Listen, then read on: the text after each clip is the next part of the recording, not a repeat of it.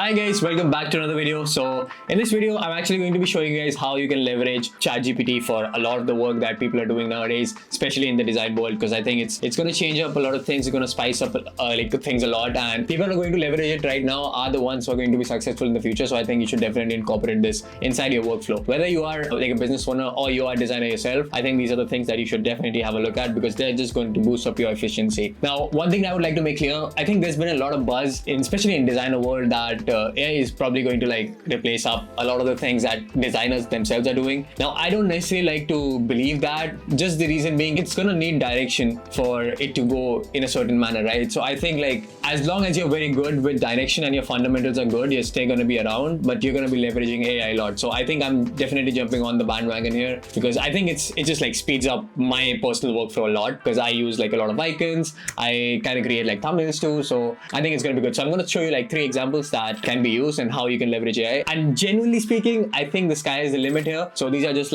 blueprints for you to work upon, and you can build upon and see whatever you like and just execute it really. So let me just get straight into it. So I'll just show you the first example. For example, let's say I'll give you a problem, right? For example, let's say you are selling a coffee bean or a coffee, right? And you are a 2D designer and you're designing a coffee website and you need 3D elements for that. Now I know you can find a lot of 3D elements online, but let's just say you want a 3D element that matches a certain kind of iconography, right? Or you have a 2D vector, you want the 3D icon to be based on that vector. Now you can do that very simply. So I'll just show you, for example, I'll just pull up my iPad and I'll show you guys what I'm saying and how it will work basically. So right now I've opened up ChatGPT. So let's say I have already downloaded up an icon, this one right over here. So let's say I really like this icon and I like the angle of it. I just want it to be in 3D so I can use it very easily and it's not that big of a problem for me. So what I'll do is I'll just go into ChatGPT and I can just ask it to do it now. So I'll just type it in.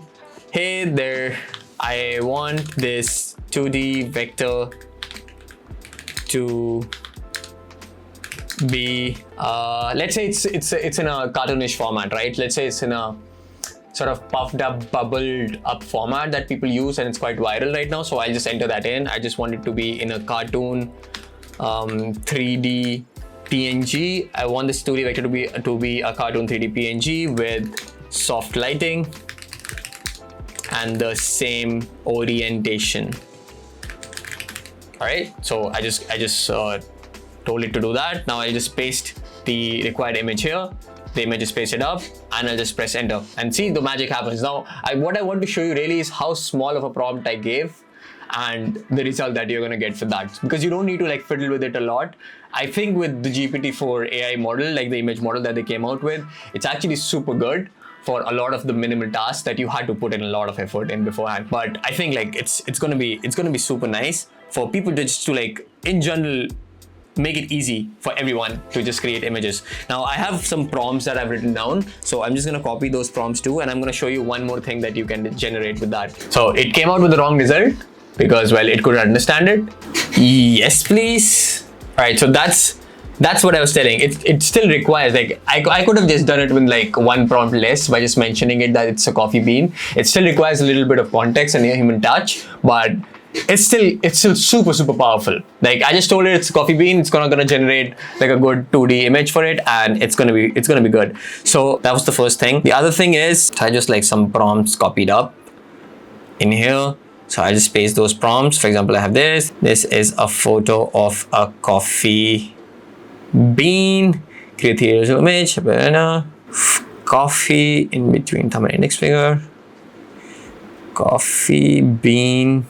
All right, have a look. See, it created up that render that I required, and you can use this render as it is anywhere. Now this is not in PNG. I can just ask it to be in PNG and it will be done. So that's cool. My email for my social media, I can ask it to do anything, right? So for example, what I'll do is I'll just copy a prompt that I've already written and I'm gonna paste it right over here. This is a photo of a coffee bean. Create 3 original images. I want a high-res product render. What render do I want? Let's just say I want a high-res product render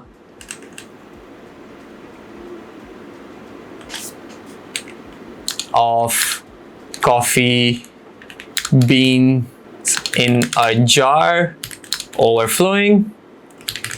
I say I want with that a photo of the coffee bean in between thumb and index finger, and a photo of the coffee bean on top. Okay, so I got this, and I'm chatting with it. So this becomes like my generation chat, right? So this just becomes like my generation chat. I can talk with it with however I want, whatever I want. For example, let's say I'm doing like a Christmas sale. So I don't need to go ahead and redesign up these coffee jars or this coffee image. Like I don't need to reshoot it. I can just shoot it once with very high quality, and then I just have it for the rest of the time. Like I can do multiple product renders with it simply, just by the fact that I can scale and tell it that this is the thing that you need to do. So I can tell it, you already know the image, just make me 3 images that are suitable for a Christmas style. Let's say one with like Christmas balls around it, some things like that, one with the Christmas tree and things like that.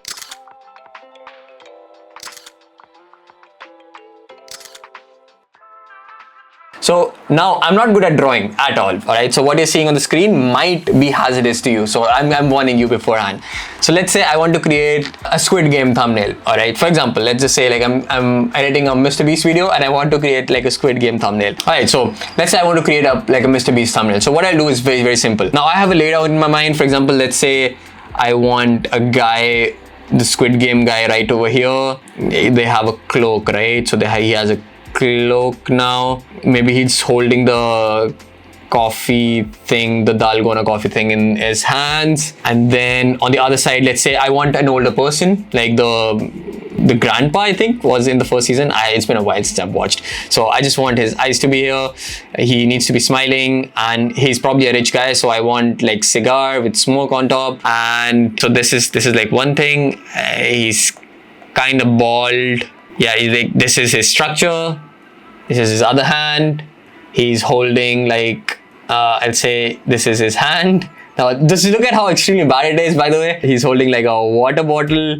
Now, water bottle does not look like a water bottle. It looks like a candle, but okay, we're gonna move past that, okay?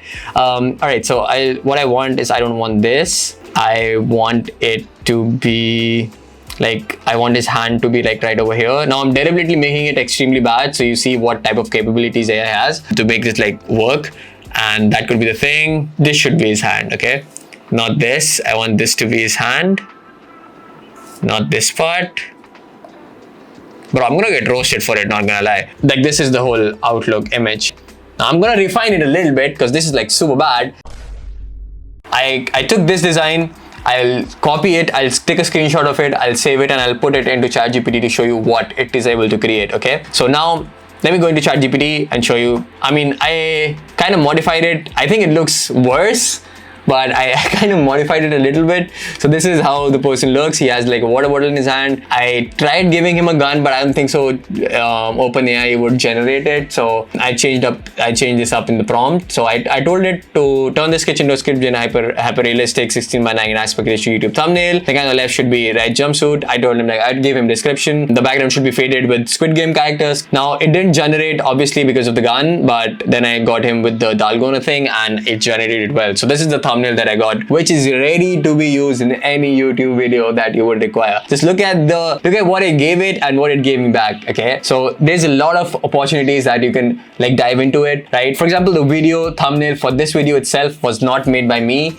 I just swapped out my kind of face and like inserted my own thing inside a thumbnail that I really like. So you can take a lot of inspiration and you can remix ideas a lot, and that's why I was saying the sky is the limit here. So you can actually like do a lot of stuff. So this was the second example. Now the third example is a little bit more, I'd say, business focused, because I think you can do very good product emails with just ChatGPT 4.0 without actually putting in a lot of effort into design. So I'm going to show you that next.